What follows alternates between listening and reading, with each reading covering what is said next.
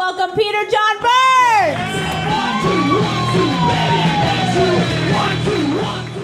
I've entered an awkward phase in my life.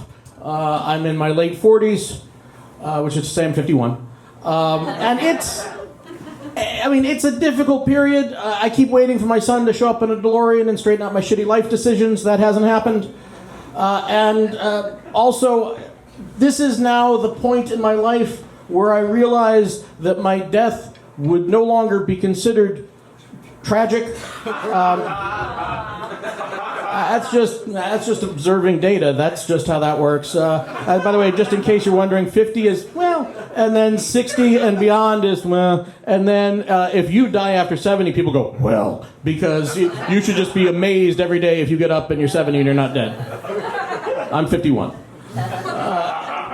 And sure, it's a period where, I now think of, where did it all go wrong? That's in the past. That's a past observation, not any hope for the future. Do I think about killing myself? About once a month. That's on brand for a guy over 50. Look, if you're over 50 and you don't think about snuffing it at least once a month, you're not paying attention. That's just interpreting the available data, right? And I don't understand why it wasn't an epidemic in years past. My great-grandfather woke up every morning and shaved with a straight razor. I mean, every morning he got up and he got a brush made out of the bristles of some poor bastard badger that fell victim to his dreams of comporting himself like some Roman senator or French aristocrat. I mean, scraping the hair off of his face in defiance of God's will. That's what my great-grandfather did. And he would lather himself up, and then he would get the straight razor out, and he'd drop it. Oh, there we go.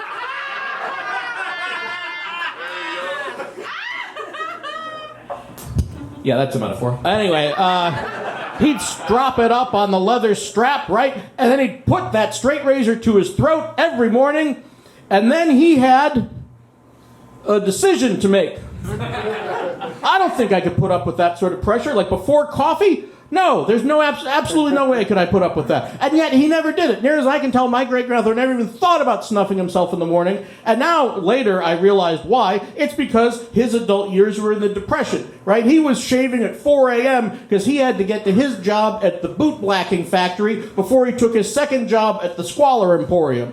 So he never had a moment to think about it, right? Because this sort of thing is a privilege, right? Serfs weren't killing themselves in the Middle Ages, right? It's only people that have the privilege of ennui and existential dread to think about killing themselves, because that's elitist, because you should already understand that, because ennui and existential dread were both invented by the French. So yeah, no, he had to go and work 2 jobs to support his burgeoning brood of drunken mistakes, and I get that, right? Because I'm Irish Catholic too. That's how we passed that shit down, right? True story. My middle name is Jude, and my 2 younger sisters, their middle name is Judith, because my father made some deal with St. Jude. For those of you not raised in the tradition, St. Jude is the patron saint of not pulling out. And look, I'm glad that we were just raised in the Roman Catholic tradition, because given the way that my parents' sex life worked, if we had been like Native Americans, where we were supposed to be named after the moment of conception and the state of nature at the time, we would have been named Whoops, Errant Sneeze, and Wrong Towel. That would have been the 3 of us in a row.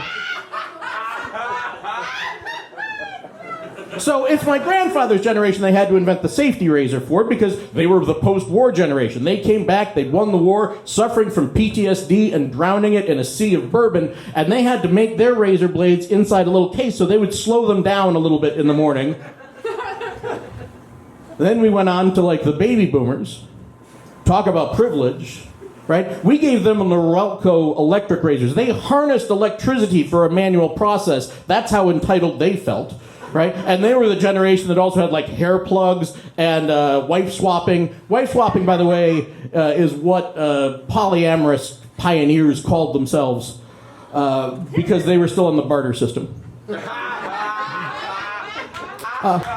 Have you ever tried to kill yourself with an electric razor? It's very difficult. I've tried. You just grind away, right? And then you get nothing. You just get irritation. I now have 4 or 5 blades in my razor, and I can't get to a single one of them. That's where we're at now these days.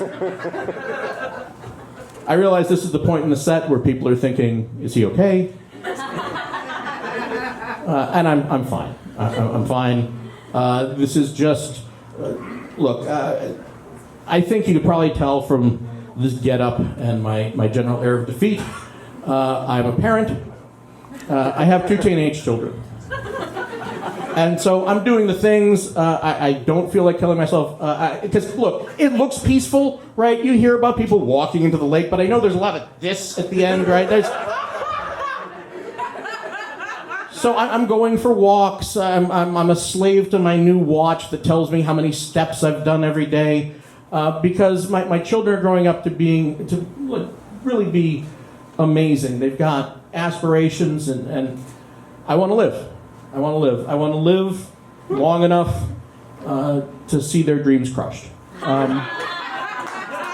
Yeah, shoes on the other foot now, Jackie, right, huh? You thought it was so fucking easy watching me. You know how mediocrity works? That's average. That's math. They all end up mediocre. That's how it works. My dad's still hanging in there. He's just waiting to see that last glimmer go out of my eyes, I'm pretty sure. And that's why, look, I don't want to hear from any one of you fuckers, because somebody always comes up to me after the show and says, oh, well, my dad, he went out for smokes and he never came back. Yeah, okay. You know why your dad abandoned you? Because he believed in you. Ladies and gentlemen, I've been Peter John Byrnes. Thank you very much.